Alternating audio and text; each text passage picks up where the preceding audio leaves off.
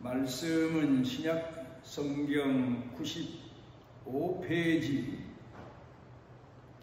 누가복음 5장 18절부터 26절까지 봉독합니다.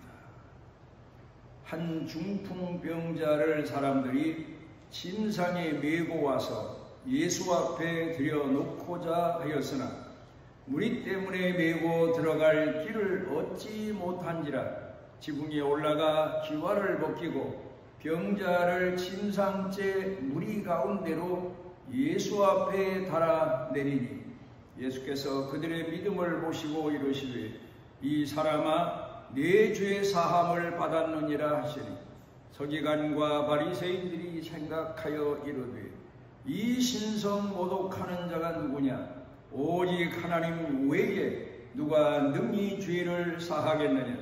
예수께서 그 생각을 아시고 대답하여 이르시되 너희 마음에 무슨 생각을 하느냐. 내 죄 사함을 받았느니라 하는 말과 일어나 걸어가라 하는 말이 어느 것이 쉽겠느냐. 그러나 인자가 땅에서 죄를 사하는 권세가 있는 줄을 너희로 알게 하리라 하시고 중풍병자에게 말씀하시되 내가 내게 이르노니 일어나 내 침상을 가지고 집으로 가라 하시매 그 사람이 그들 앞에서 곧 일어나 그 누웠던 것을 가지고 하나님께 영광을 돌리며 자기 집으로 돌아가니 모든 사람이 놀라 하나님께 영광을 돌리며 심히 두려워하여 이르되 오늘 우리가 놀라운 일을 보았다 하니라.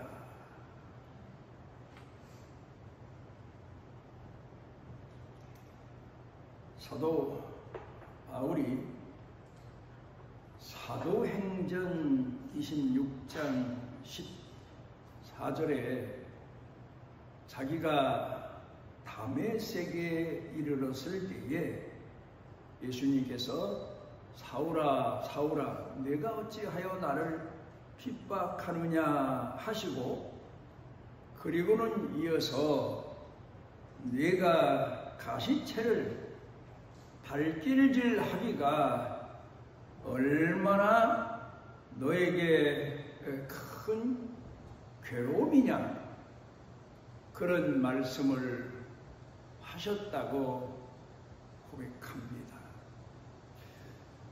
보통 뒷발질 하면은 우리가 가축들 중에서 말을 생각할 수 있겠지요. 말은 자기 적, 자기를 괴롭히는 누군가가 무엇인가가 뒤에 따라붙으면 발길질해서 물리치는 지혜로운 그런 짐승인데 하람은 타락하고 부패하고 미련하다 보니까 가시채를 뒷발질하면서 화를 불러들이는 자기 인생에 그런 인생을 사는 사람이다. 깨닫지 못하고 사는 사람. 예수님을 하나님의 아들로 구주로 영접하지 못하고 사는 사람. 자기가 뒤로 버려야 될 욕망 그리고 세속적인 것 그런 것들을 다시 끌어들여서 사는 사람 그런 사람을 가르쳐서 가시채를 뒷발질하기가 얼마나 고생스럽고 얼마나 고통스러운 일인지 모릅니다. 그런데 인간들 중에는 이렇게 사는 사람이 참 많습니다. 우리 옛날 어른들 말씀으로 비유한다면 매를 보는 사람 그런 인생으로 사는 사람들이 예수님을 모르는 사람들 가운데는 수도 없이 많지만 예수님을 안다고 자처하는 사람들 중에도 가시채를 뒷발질하며 사는 그런 사람들이 많다는 사실을 우리가 깨달아야 됩니다. 심리학자들이 사람에게는 기본적으로 가진 본능 세 가지가 있다. 첫째로는 식욕입니다. 먹어야 사니까 먹고자 하는 열망. 그 다음에 두 번째로는 성욕입니다. 그래서 사랑하게 되고 자녀를 낳게 되고 얻게 되고 그런 겁니다. 그런가 하면 세 번째로 수면욕. 사람이 아무리 건강한 사람, 부지런한 사람이라도 적당한 잠을 자야 됩니다. 그런데 이 본능이라고 하는 것이 적당하게 주어진 자기의 권리인 줄로 알고 살면 되는데, 사람은 여기서부터 죄를 짓게 되는 경우가 많습니다.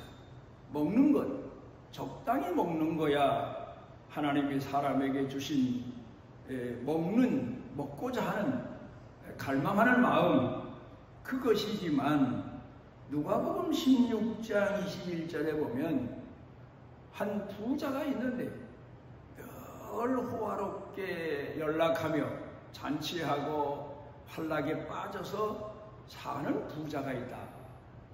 바로 그 삶 자체가 죄입니다. 사람은 자기 자신이 적당히 먹고 남에게 베풀어야 되는데 베풀기는커녕은 오히려 남의 것을 빼앗고 착복하고 자기 배만 불리고 배부른 정도가 아니라 그 다음에 향락을 즐기고 그러며 사는 죄, 그건 바로 식욕에서 벗어난 죄.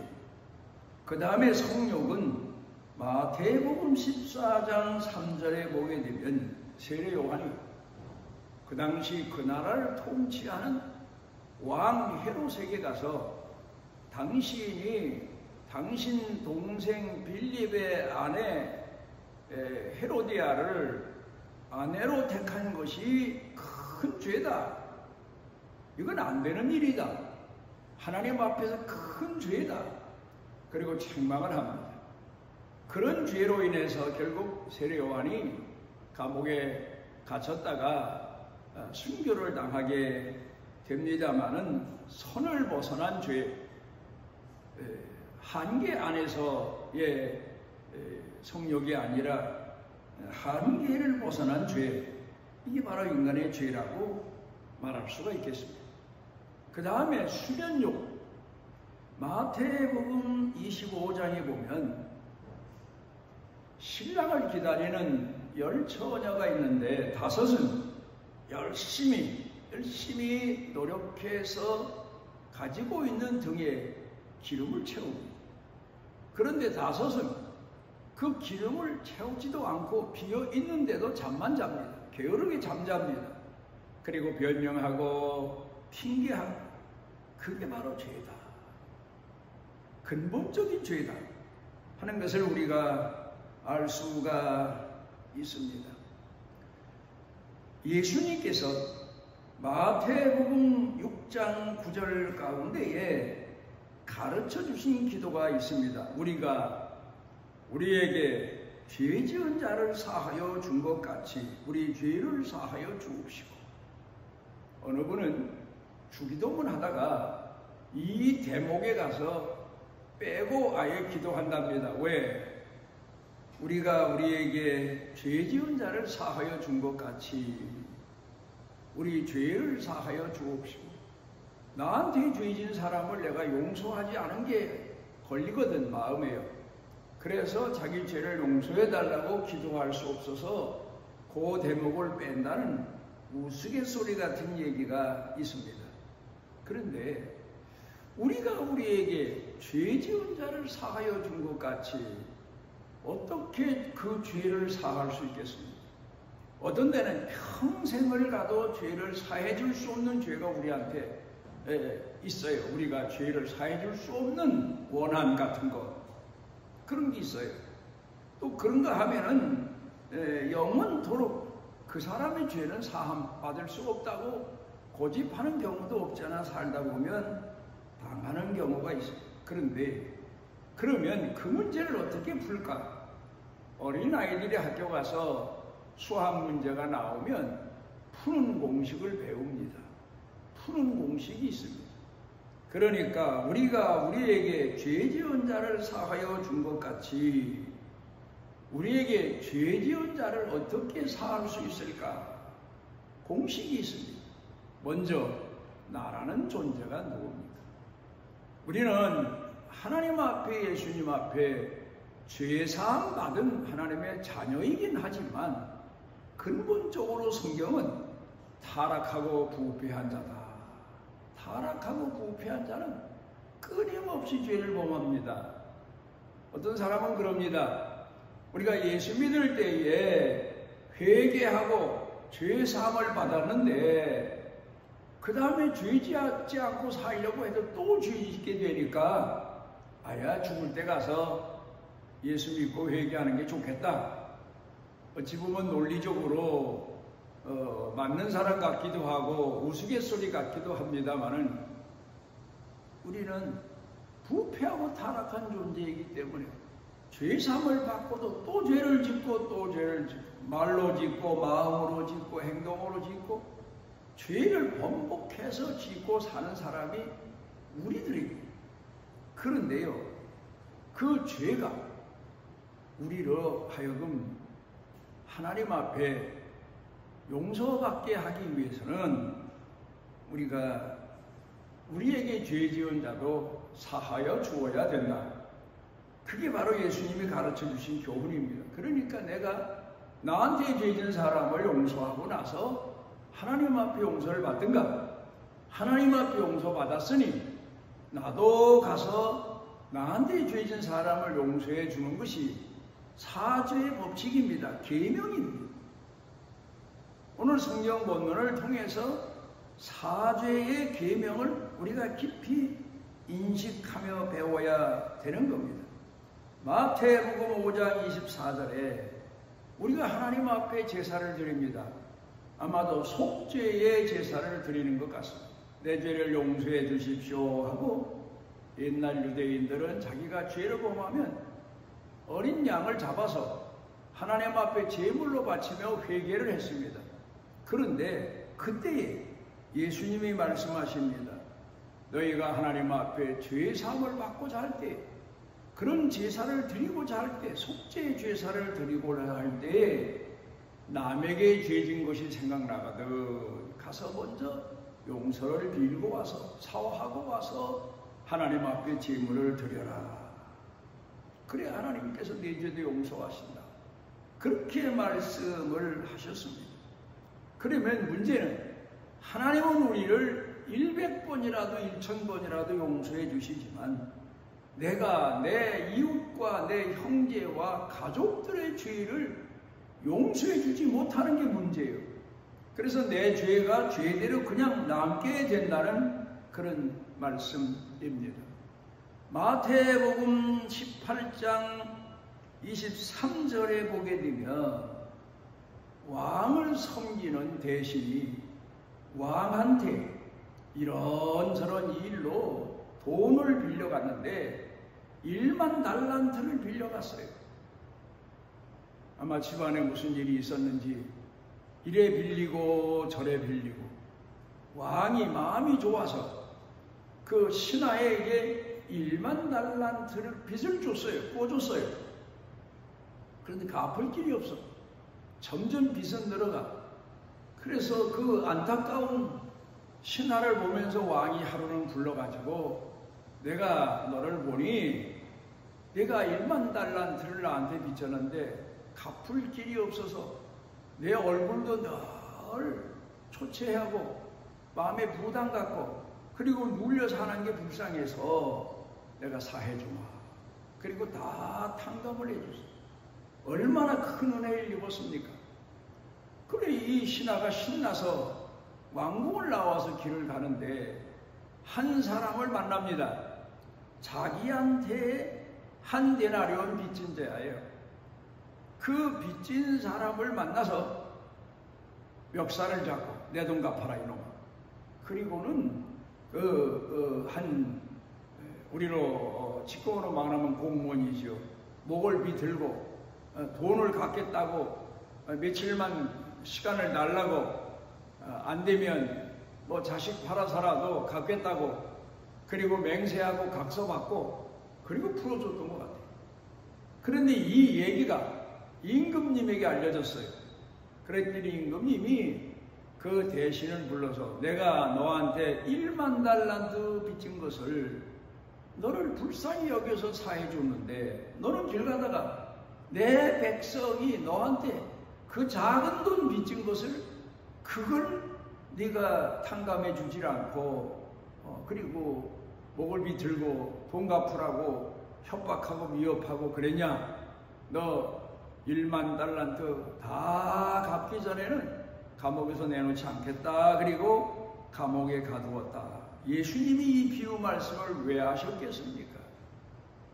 하나님이 우리를 불쌍히 여기셔서 우리 죄를 사해 주셨으면 우리도 우리에게 큰 죄를 범해서 평생 잊을 수 없는 한 같은 것을 맺히게 한 사람이라 하더라도 하나님이 우리를 불쌍히 여기신 것처럼 우리도 그들을 불쌍히 여기는 마음, 긍휼히 여기는 마음, 그 마음으로 용서를 해 주어야 된다는 그런 말입니다.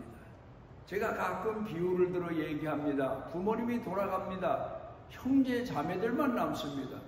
그러면 집안에 부모님이 살아계실 때에는 그런 대로 서로 형제간에 자매간에 오가고 친하게 지내고 같이 했지만 부모 돌아간 다음에는 사소한 일로 인해서 형제 자매가 원수가 되는 경우가 참 많죠.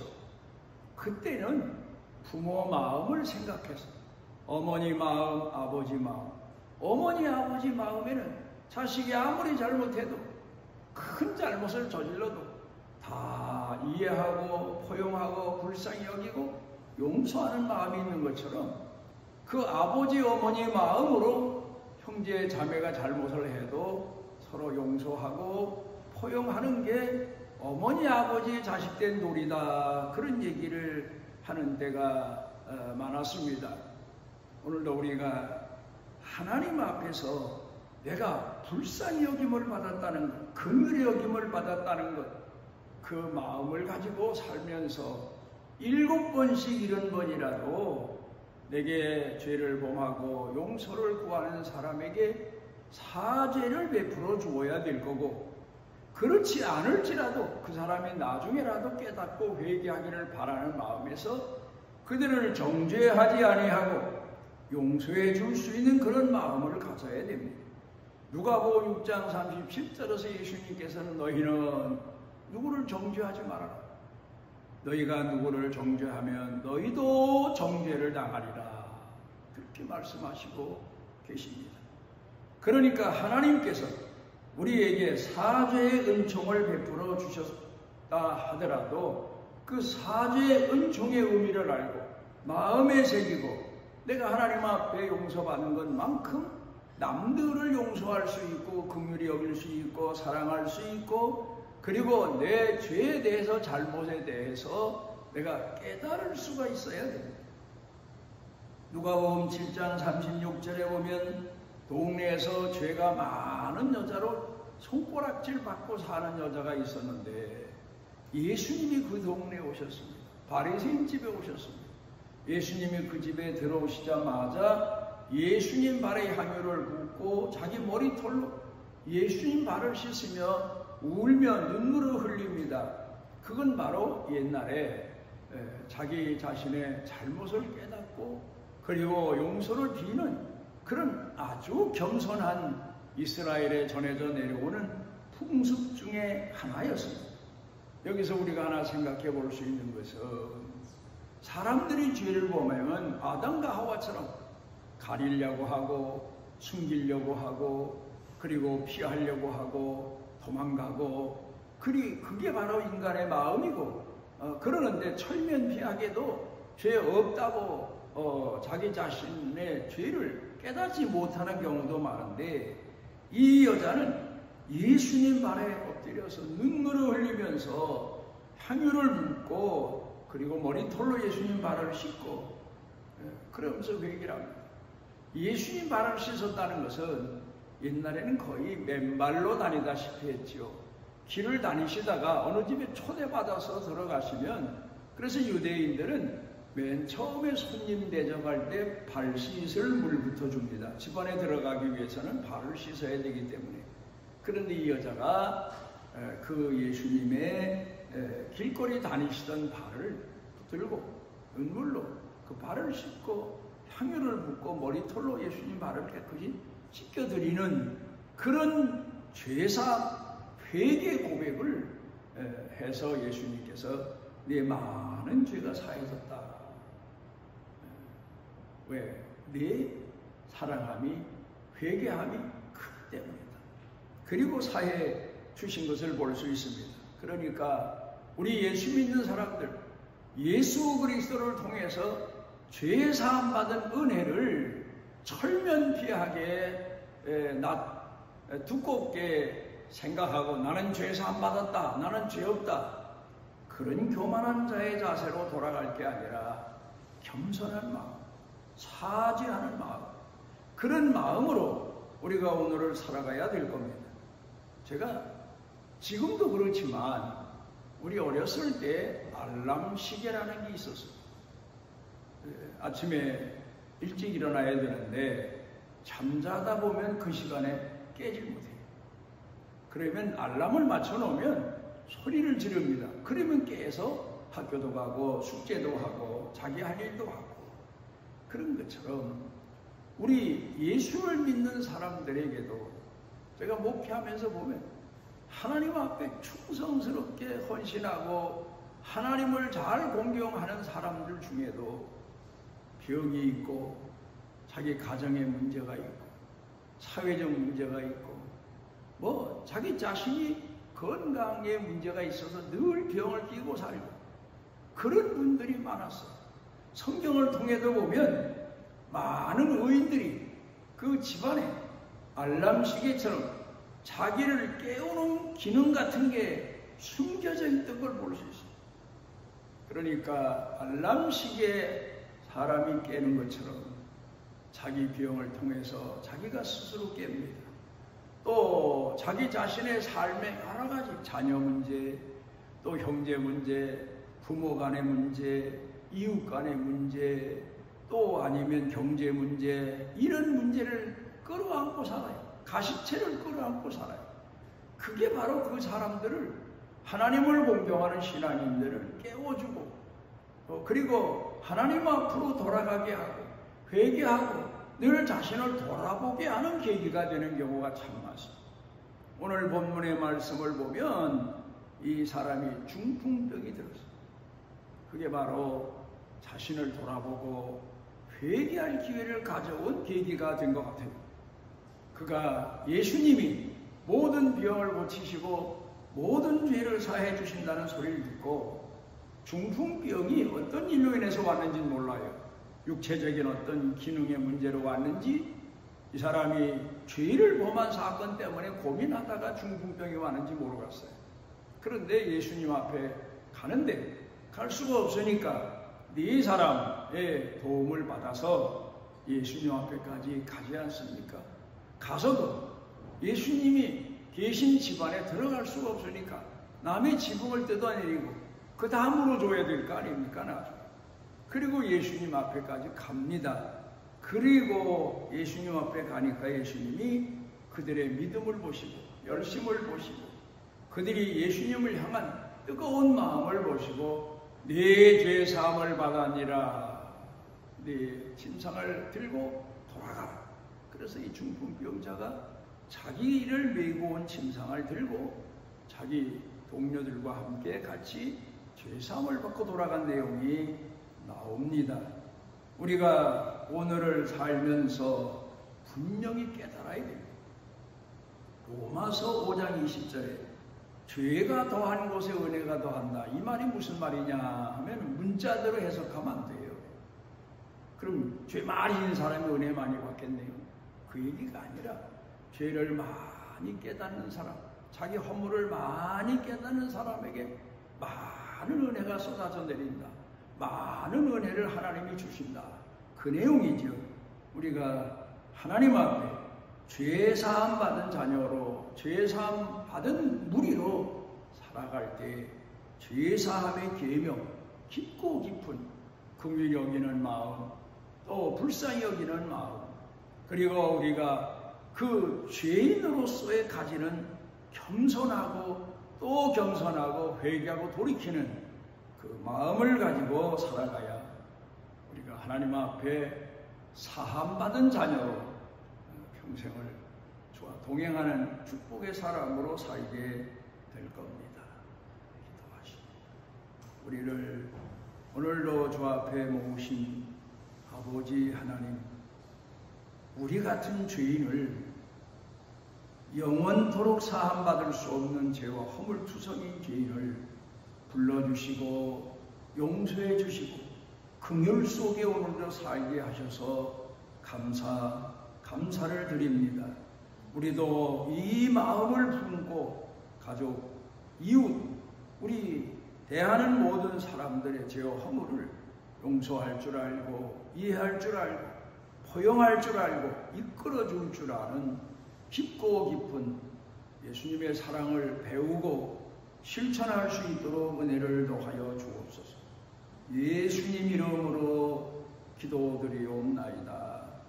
이스라엘의 하나님 여호와께서 그 날개 아래 보호를 받으러 온 내게 온전한 상 주시기를 원하노라.